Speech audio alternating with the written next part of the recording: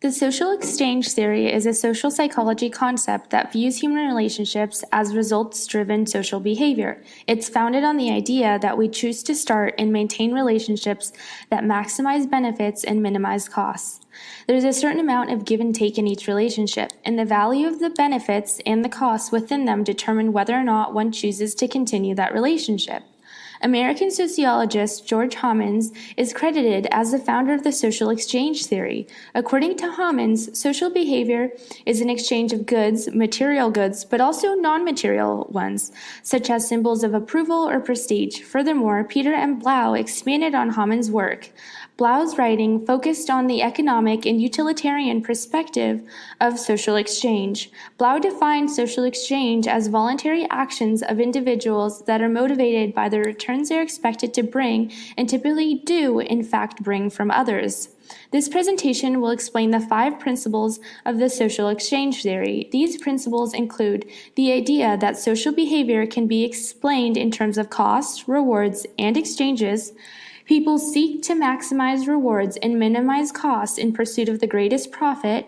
Social interactions involves 2 parties, each exchanging a reward needed by the other. Social exchange can be used to explain the development and the management of interpersonal relationships, and social exchange affects the relationships among members of groups and organizations. To illustrate the main concepts of the social exchange theory, we'll be referencing 2 characters, Philip, an assistant, and Sam, Philip's boss. Before we jump into the theory's main principles, we need to define a few key elements of the theory. These elements are rewards, costs, profit, and equity. Rewards, in the context of the social exchange theory, are defined as the perceived credits resulting from specific social behavior. This notion emphasizes that any given reward might have different values for different people. In other words, one man's trash is another man's treasure. It's also important to note that the perceived value of these results also fluctuates over time. Rather than staying constant, let's use coffee to demonstrate the fluidity of a reward. If Philip brings Sam a coffee the morning after she stayed up late finishing a project, Sam will perceive the coffee as extremely valuable. However, Sam may perceive the value of a coffee as less valuable if she was able to get a full night's rest or if she didn't like coffee. The value of rewards are also influenced by satiation and scarcity.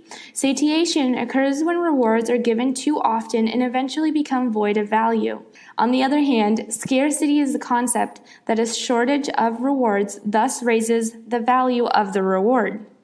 Sticking to our original coffee example, satiation can occur if Philip brings Sam the same coffee every day. This is because over time, the coffee Philip brings Sam is less of a novelty to her.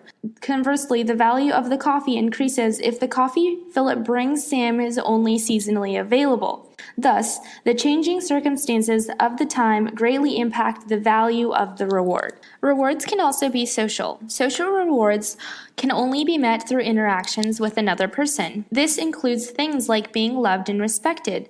Social rewards are broken down into 2 types, intrinsic and extrinsic. The difference between the 2 is that extrinsic social rewards cost the person providing the reward.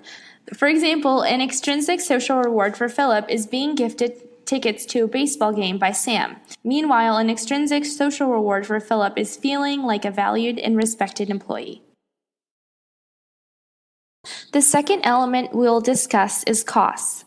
Costs can be defined as something of value that is taken away, or conversely, a new punishment is inflicted upon a person. Like rewards, costs are fluid. They change in the value from person to person and can change in their significance.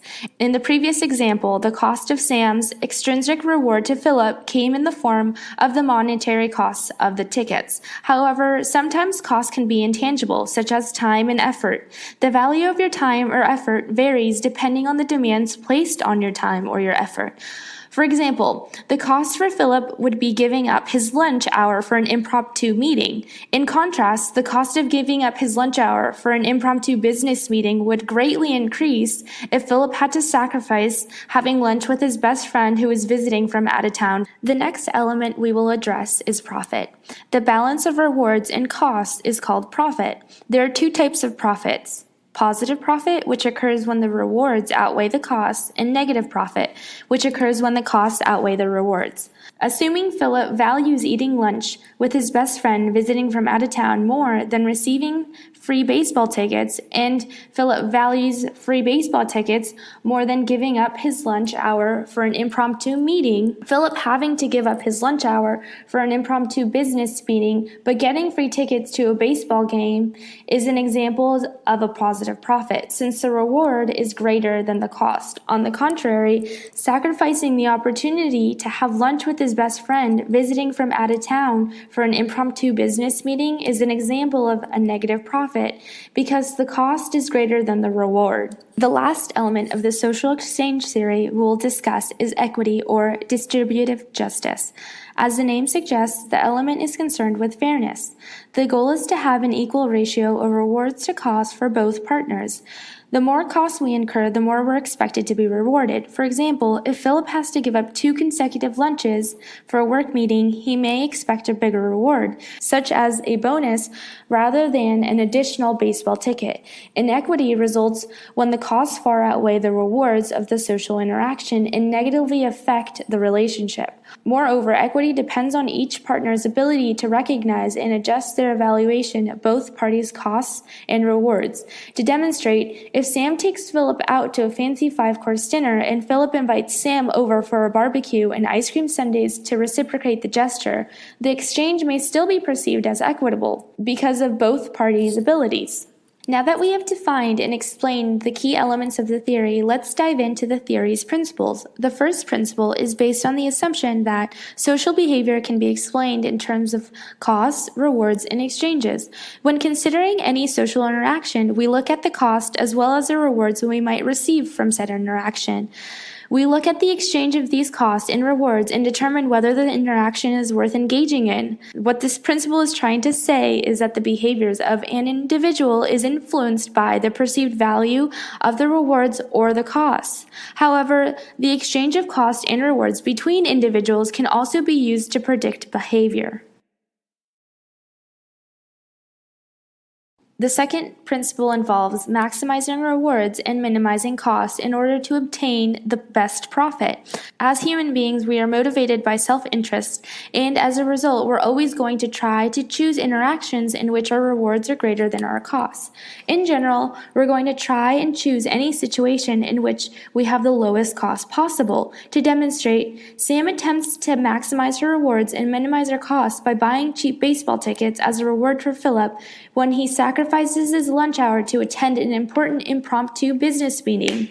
Although the baseball tickets cost Sam, the tickets are not as costly as not having Philip attend the important business meeting or providing Philip with another more costly reward, such as a week-long vacation.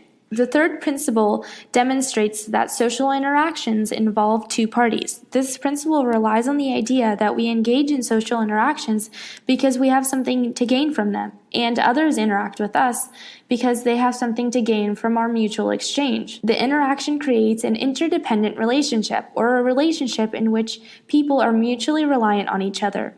As long as 2 people feel that they are meeting or exceeding their rewards compared to costs, the social interaction will continue. If at any point a person feels that their costs are exceeding their rewards, they're more likely to stop the interaction. Sam and Philip both depend on each other. Sam needs Philip to perform his duties as an assistant, and Philip needs Sam in order to be employed.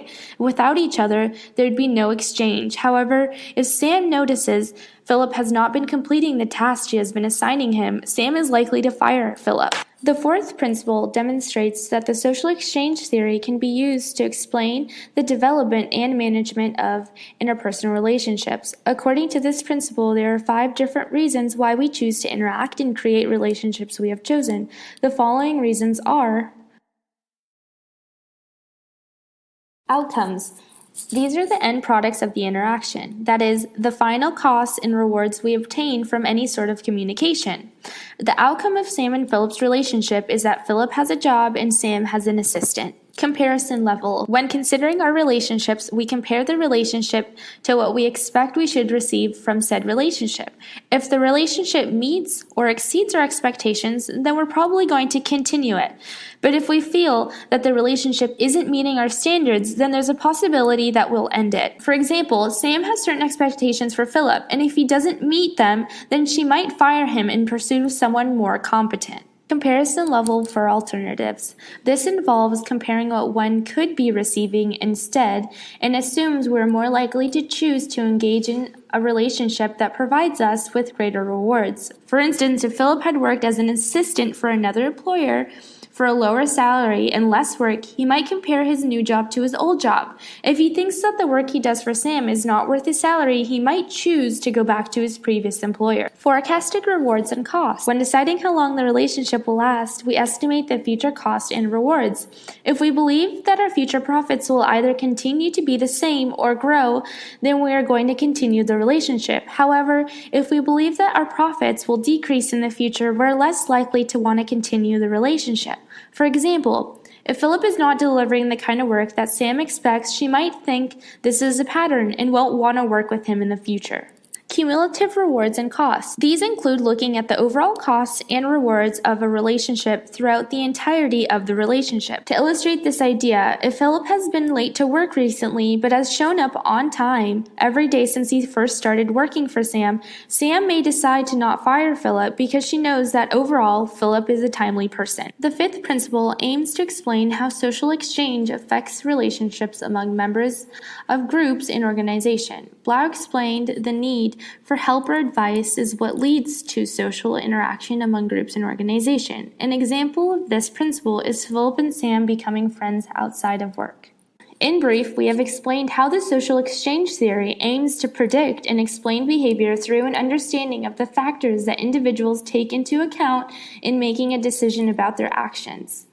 Given the information we provided in this presentation, you all should be able to use social exchange theory concepts to answer how we go about making decisions about what we are willing to give up in order to gain something, what factors influence our decisions to pursue, sustain, or terminate a relationship, and why we feel resentment when we feel we've put more into a relationship or sacrificed more to sustain it than our partner. Let's see the social exchange theory in action. Don't forget to apply what you've learned to this video.